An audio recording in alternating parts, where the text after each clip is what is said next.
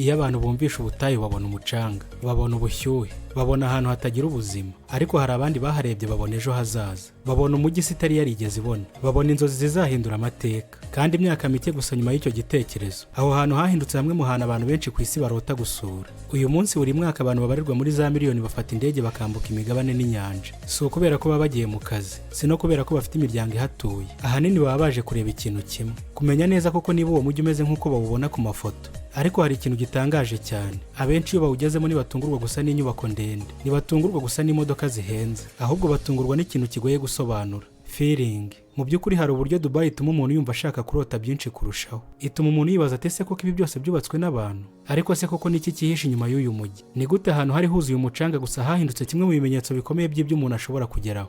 Uyu munsi reka tujyane mu rugendo rutangirira mu butayu, rugasorezwa mu mujyi wahinduye inzozi z'abantu miliyoni nyinshi ukuri. Mu myaka isaga 50 ishize, iyo uza guhagarara aho Dubai iri uyu munsi, nta muntu ari kukwemeza ko umunsi umwe hazahagarara inyubako ndende kurusha izindi ku isi. Icyo wari kubona gusa ni umucanga, izuba ryaka n'inyanja ituje. Abantu bake bari bahatuye babagaho ubuzima bworoheje. Benshi bari batunzwe n'uburobyi. Ubutayu bwari bunini, amahirwe yari make cyane. Nyuma mu mwaka w'1966 habonetse peteroli. Abantu benshi batekereje ko ariyo yari igiye kuba ejo hazaza ha Dubai. Ariko ikintu gitangaje si uko babonye peteroli. Mu by'ukuri hari ibihugu byinshi byabonye peteroli, ariko si byose byahindutse Dubai. Icyabatandukanije n'abandi nuko barebye umutungo wari munsi y'ubutaka, ariko batekereza umutungo uzava mu bitekerezo by'abantu. Bamenye ko umunsi umwe peteroli izashira, ariko inzozi ntizigera zishira. Nibwo hatangiye urugendo rudasanzwe. Umucanga watangiye gusimburwa n'imihanda. Aho hahoze hari ubutayu hatangira kuzamuka inyubako z'ibirahure ndende. Batangira kubaka ibibuga by'indege byakira isi yose. Batangira kubaka amahoteli atari ayo kuraramo gusa, ahubwo yo gutangaza umuntu. Buri nyubako yubakwaga yabaga ifite ubutumwa bumwe. Ubutumwa bugira buti niba utekereza ko bidashoboka reba neza. Ndetse banageze aho bubaka ibirwa bishya mu nyanja. Si ibirwa byaremwe na kamere, ahubwo byaremwe n'ubwenge bw'umuntu.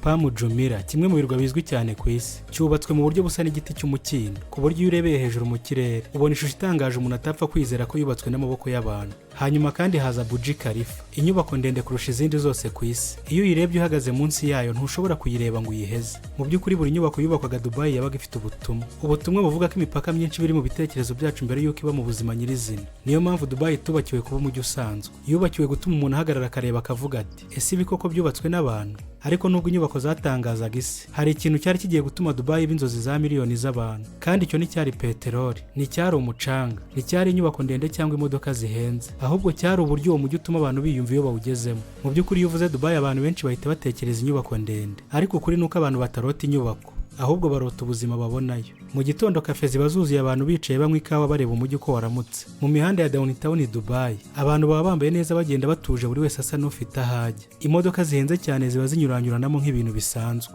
Lamborghini, Ferrari, Rolls Royce na Bentley zose hano biba ari ibintu bisanzwe. Muri Dubai by'ahandi abantu bahagarara ngo bafotore, ho ni ibintu usanga ku muhanda umunsi ku wundi. Ku nkengero za Dubai Marina amayati yera baparitse ku nkombe atuje, bamwe bari gusangira ifunguro n'inshuti zabo, couples zifata amafoto y'urwibutso. Muri Dubai usanga abantu baturutse impande zose z'isi bahuriye ahantu hamwe. Iyo ugeze muri Palm Jumeirah uhasanga amahoteli meza cyane yitegeye inyanja, ubundi ukabona beaches z'umucanga woroshye n'amazi y'ubururu busukuye ku buryo ubwato bugaragara hasi. Ikindi kandi nijoro Dubai yongera guhinduka. Rooftop restaurant ziba zuzuye urumuri, umuziki utuje wumvikana mu kirere, umujyi burabagirana nk'aho buri nyubako irushanwa n'indi ubwiza. Muri ayo masaha nibwo abantu benshi bafata amafoto azenguruka Instagram na TikTok ku isi yose. Amafoto atuma abandi bavuga bati umunsi umwe nzahagera. Ariko hari ikintu abantu benshi batabona muri ayo mafoto. Dubai ntabwo yubatse gusa amahoteli meza, yubatse ubuzima abantu benshi bifuza kubamo nibura iminsi mike. Ubuzima burimo umutuzo n'ubwiza budasanzwe, ubuzima bwo gusohokana n'ukunda, ndetse no kubona ibintu umuntu atabona ahandi henshi ku isi. Niyo mpamvu abantu benshi bataha bavuga bati sinakunze Dubai kubera inyubako zayo,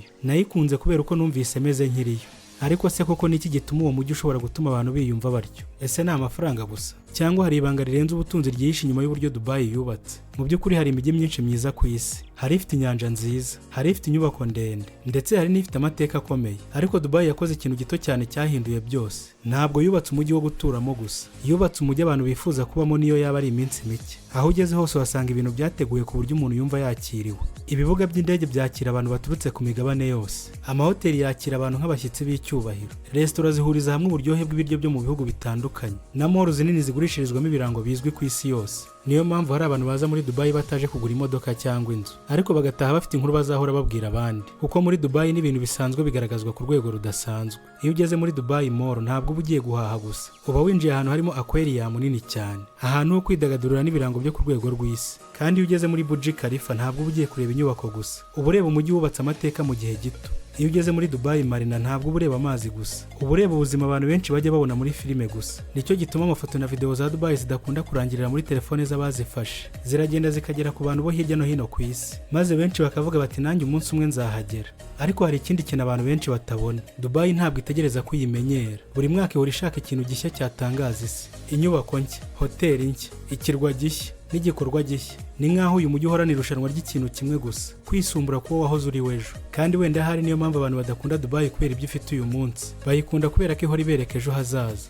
Ariko nubwo Dubai yabaye ikimenyetso cy'ubutunzi n'inzozi, hari isomo rimwe rikomeye isi yose ishobora kuyigiraho. Mu myaka myinshi ishize iyo umuntu aza kuvuga ko hagati mu butayu hazubakwa umwe mu mijyi izamenyekana cyane ku isi, abantu benshi bari kumuseka. Ariko amateka agaragaza ko rimwe na rimwe ibintu bihindura isi bitangirira ku gitekerezo abantu benshi bafataga nk'ikidashoboka. Uyu munsi Dubai yakira miliyoni z'abashyitsi buri mwaka. Hari abaza kwishimira ibiruhuko, hari abaza gushora imari cyangwa kurangura, hari abaza gushaka amahirwe mashya y'imibereho, hari n'abaza kubera impamvu imwe gusa, kureba n'amaso yabo umujyi bamaze imyaka babona ku mafoto. Iyo uhagaze hagati ya downtown Dubai nijoro ukareba Burj Khalifa irabagirana mu kirere, ukabona Dubai Fountain iri kubyina, ukabona amatara y'umujyi akwiraho amaso agarukira, biroroshye kumva impamvu abantu benshi bavuga bati ntabwo amafoto ashobora gusobanura Dubai, kuko ubwiza bw'uyu mujyi ntibuba mu nyubako zawo gusa, ahubwo buba mu buryo utuma abantu bumva ko nta nzozi nini zibaho zidashoboka. Kandi wenda hari niyo mpamvu Dubai itigeze iba umujyi gusa, yahindutse ikimenyetso cy'uko ahantu abantu babonaga umucanga gusa, hari abandi babonaga amahirwe, aho abandi babonaga ubutayu, hari abandi babonaga ejo hazaza. Kandi imyaka mike nyuma yaho,